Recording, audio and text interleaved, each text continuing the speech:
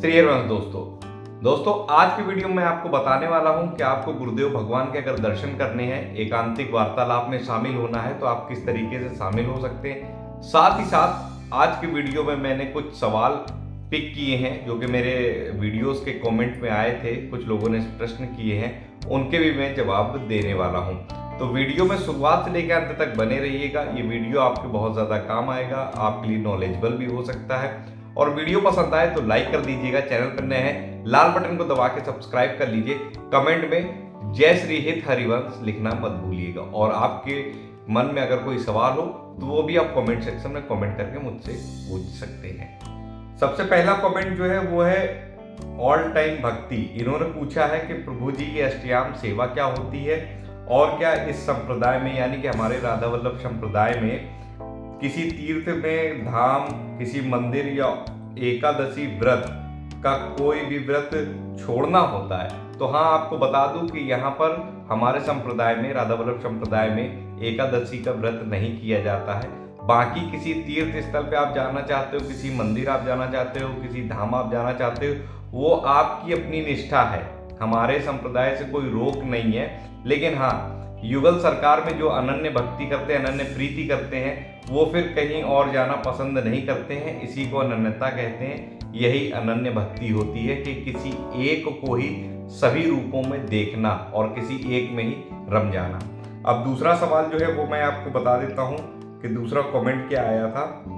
दूसरा कमेंट है कि मैं दिल्ली से 2 बार वृंदावन गया हूँ, लेकिन महाराज जी से दर्शन नहीं मिल पाए हैं। शायद श्री जी की कृपा मुझ पर नहीं है, इसलिए अभी मुझे दर्शन नहीं मिल पाए। और 2023 के 14 जून से मैंने एकादशी का व्रत शुरू कर दिया। प्याज लहसुन भी मैंने त्याग दिया है। साथ ही साथ मैं राधा नाम की 11 माला जप करता हूँ। तो 11 माला आप ये पूछ रहे हैं कि क्या मैं राधा वल्लभ श्री हरिवंश नाम की कर सकता हूँ? बिल्कुल आप कर सकते हैं 11 माला राधा वल्लभ श्री हरिवंश नाम की। और बाकी जो समय आपका बचता है उसमें आप राधा नाम का जाप जो है वो निरंतर करते रहिए, नाम ना छूटे। जैसे हम श्वास लेते हैं उसी तरीके से नाम भी आपकी जबान पे रटते रहिए आप। एक समय वो आएगा कि नाम रटने का जो अभी हमारा अभ्यास है, एक समय वो आएगा कि वो नाम स्वतः ही चलने लगेगा। अब बात करते हैं अगले कमेंट की कि अगला कमेंट क्या है। तो अगला कमेंट है कि महाराज जी के आश्रम में सिर्फ पुरुष रहते हैं या महिला भी रह सकती हैं? तो मैं आपको बता दूं कि पुरुष का सेक्शन अलग बना हुआ है, वो केली कुंज में रहते हैं। और श्री राधा कुंज उसके बगल में बना हुआ है, वहाँ पर माता लोग रहती हैं। तो स्त्री और पुरुष दोनों रहते हैं, लेकिन दोनों के विभाग अलग अलग हैं। अगला कमेंट है मैं राम नाम जाप खुद से ही करती हूँ, मेरे कोई गुरुदेव नहीं है, तो क्या हम गुरु जी से दीक्षा ले सकते हैं? पर वो तो राधा नाम की दीक्षा देंगे ना। तो आपको मैं क्लियर कर देता हूं कि आप भगवान प्रभु श्री राम के नाम का जाप अगर करते हो, ये भी हमारे प्रभु का ही नाम है। और अगर आप गुरुदेव से दीक्षा लेना चाहते हैं तो प्रभु श्री राम आपको खुद प्रेरित करेंगे। आपके मन में खुद ऐसा भाव आएगा कि हमें श्री जी के नाम में प्रीति होने लगेगी, क्योंकि आपके जो प्रभु श्री राम है यानी कि जो कृष्ण भगवान है हमारे, दोनों एक ही हैं, अलग नहीं है। और वो स्वयं राधा नाम का जाप निरंतर करते रहते हैं, श्री राधे करके पुकारते रहते हैं। तो आपके मन में खुद भाव आएगा। जब भाव आए तब आप दीक्षा लीजिएगा। अन्यथा की स्थिति में आप नाम में बहुत शक्ति होती है, आप राम नाम का जप करते रहिए, आपको गुरुदेव भगवान स्वतः ही मिल जाएंगे या आप गुरुदेव भगवान के पास पहुंच जाएंगे। नाम का यही प्रताप होता है, ऐसा गुरुदेव भगवान हमारे कहते हैं। अब बात करते हैं अगले कमेंट की। अगला कमेंट क्या था? अगला कमेंट है श्री हरिवंश मैं तो मोबाइल से ही PDF निकाल कर पाठ करती हूँ, मेरे पास कोई ये ग्रंथ है नहीं और मेरा वृंदावन जाना नहीं हो पा रहा है, बट गुरुदेव से मिलने की बहुत तड़प है मेरे अंदर। क्या मुझे ये ग्रंथ कहीं से प्राप्त हो सकते हैं जो श्री जी की प्रसादी किए हुए हों? हाँ, मैं नेक्स्ट मंथ फिर जाने वाला हूँ धाम पर श्री जी के दर्शन करने के लिए। तो अगर मैं वहाँ पहुँचता हूँ, आप मुझे इंस्टाग्राम पर मुझसे कांटेक्ट कर लीजिएगा। इंस्टाग्राम ID मैंने डिस्क्रिप्शन में भी डाल रखी है और वीडियो में भी आप देख रहे होंगे, इंस्टाग्राम ID है। तो आप इंस्टाग्राम पर मुझसे कांटेक्ट कर लीजिएगा। अगर पॉसिबल हुआ तो मैं वहाँ से ये वाणी जी ले करके प्रसादी करवा करके आपको कुरियर करने का प्रयास जरूर करूँगा। अब कमेंट पूरे हो चुके हैं और यही कमेंट थे, इनके ही जवाब मुझे देने थे।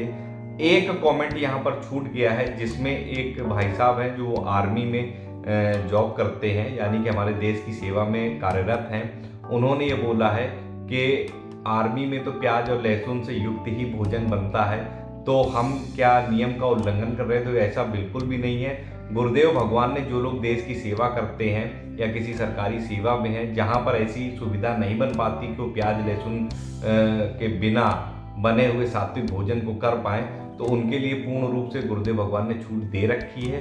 आप जैसी अभी व्यवस्था है वहाँ पर सरकार के द्वारा आप लोगों के लिए की जा रही है, आप वैसा भोजन पाएँ और नाम जो है वो ना छूटने पाए, क्योंकि नाम आप किसी भी परिस्थिति में जप सकते हैं, ये गुरुदेव भगवान कहते हैं। तो नाम आप निरंतर जाप करते रहिए। आप जो सेवा कर रहे हैं देश की, ये भी भजन है, क्योंकि आप लोग जिस तरीके से सरहदों पर सेवा करते हैं उसकी वजह से हम सभी देशवासी सुख और शांति से रहते हैं और चैन की नींद ले पाते हैं। तो आप लोगों के लिए पूर्ण रूप से छूट है, आप किसी प्रकार का कोई उल्लंघन नहीं कर रहे हैं, सारे नियम के पालन भी हो रहे हैं।